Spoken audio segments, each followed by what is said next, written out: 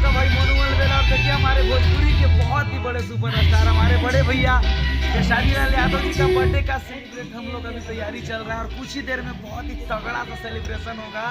और अभी हमारे साथ अभी जो कैमरा कर रहे हैं वो है प्रेम जी। और देखिए हमारे बड़े भैया की तरफ लोग भैया बैठे हुए हैं।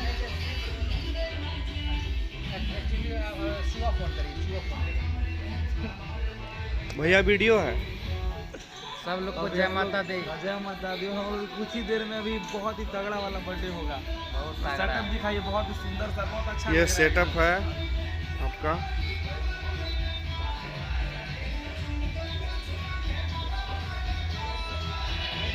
ये आपका डीजे फ्लोर हो गया। ये स्टेज हुआ बर्थडे केक का।